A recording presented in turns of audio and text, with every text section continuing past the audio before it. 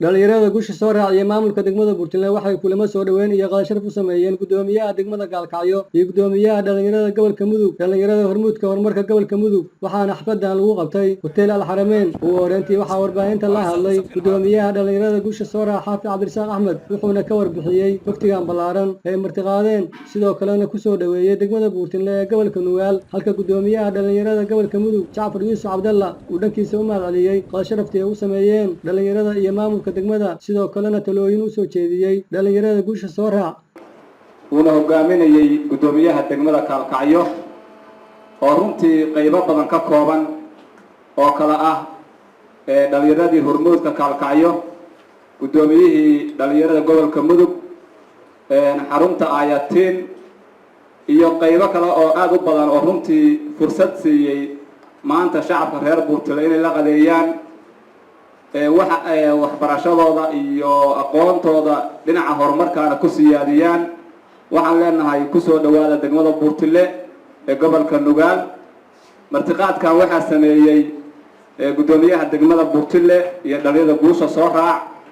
oo mid ah intii sharaf ay noo tahay maanta xalfadan quruxda badan qiimaha badan qaayaha badan ee maanta halkaan ugu martiqaadeen dadaalka reer Buurtile waan kaga mahadcelinahay dhalinyarada guusha soo raac marka dhalinyarada insha Allah waxaan rabnaa inay isku duubnaadaan waxa ogtihiin in dhalinyaro mataqaana la isku keeno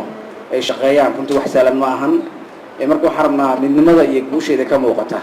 iyo magaca haystaan oo magac culus ah inaad adkaysaan oo midaysaan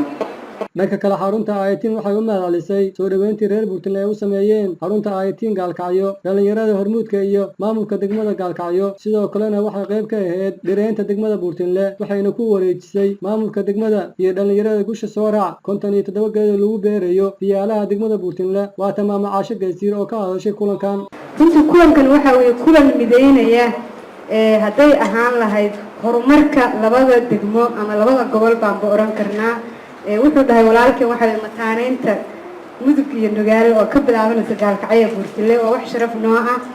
waayo waxa ay dhalinyarada hormuudka horumarka runtii waa dhalinyaradii bilowday ugu dambeyntii gudoomiyaha degmada Buurtile ayaa soo dhaweeyay maamulka degmada Gaalkacyo iyo waftigan balaaran oo soo gaaray degmada Buurtile xusayna in la mataaneeyay labada degmo waa Gaalkacyo iyo Buurtile halka dhigdiisa degmada Gaalkacyo uu sheegay in la mideeyay labada degmo sidoo kalena dhiirigeliyay dhalinyarada guusha soo raac kuna amaanay muddadii yareed ee jireen inay wax badan ka qabteen degmada Buurtile dhalinyarada guusha soo raac sharaf bay noo tahay waqtigiina qaaliga iyo safarka dheer aad noo soo madheen runtii horumarka aad Buurtile la jeceshihiin mid la mid ayaanu la jecelnahay degmada Gaalkacyo hadafkeenu iyo kulankeenu wuxuu ahaa mataaneynta labada degmo Gaalkacyo iyo Buurtile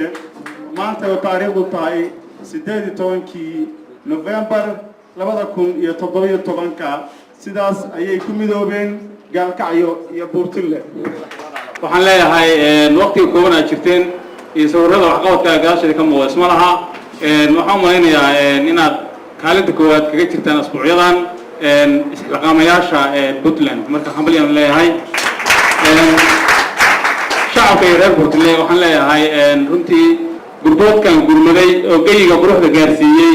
aan gardaadin oo Buurtile guusha garab siino aan guur